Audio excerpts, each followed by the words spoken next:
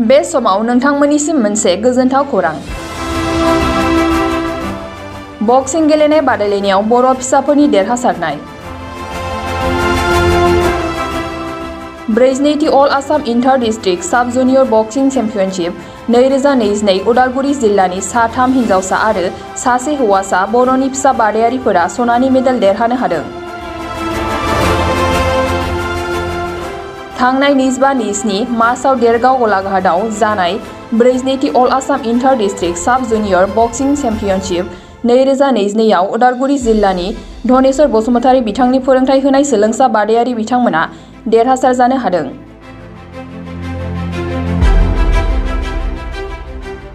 थरायना हंगालि बसुमतारी 52 केजि, थरायना रोमै केथेरिन मुसाहारि 58 केजि, थरायना अन्जना दैमारि 35 केजि आरो मुस्रि प्रकाश बसुमतारी 70 केजि बिथांमोना बे बादायलायनायाव सनानि मेडेल देरहानो हायो।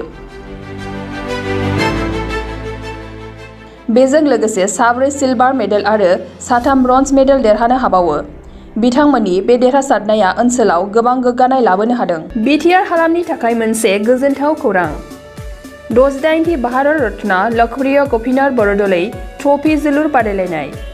बे बादायलायनायखौ गिबि खेबनि थाखाय बिटिआरनि सिङाव थानाय चिरां जिल्लायाव सोलिफुबाय थानाय मार्च दाननि गेजेराव खुंफुंनाय जागोन। Guwahati sports association in association with सुबुंथि फाउन्डेशननि बानजायनायाव देग्लाय चिरां थाइखाजरानि राइन' क्लाब गेलेग्रा फोथाराव 2022 मार्चनिफ्राय जागायनानै 30 मार्चसिम जोबथा बादायलायनाय जागोन। गासै 4 गेदेर जोलुर क्लाबफोरनि गेजेराव बे बादायलायनाया जागोन। बे गेदेर जोलुर क्लाबफोरनि मुंफोरानो जाबाय North East United FC, United Chirang Duar FC, Shillong लाजं FC आरो आसाम रेजिमेन्टेल सेन्टार।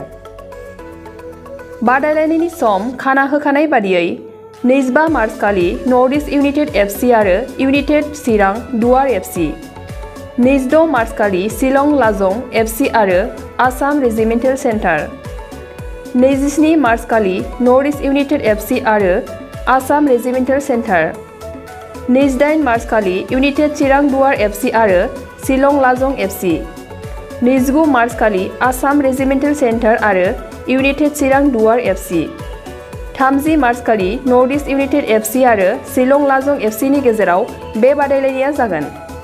जानो थांनाय बे बादायलायनायनि टिकेटखौ दानिफ्रायनो टिकेट काउन्टाराव होनाय जाबाय। नायनो गोसो गुदुं एबा जोलुर बादायलायनायखौ मोजां मोनग्रा सुबुंफोरा थाबैनो टिकेटनि थाखाय 9547461257 जानबुं नम्बराव जगाजग खालामहरनो हागोन एबा बुकिं खालामहरनो हागोन।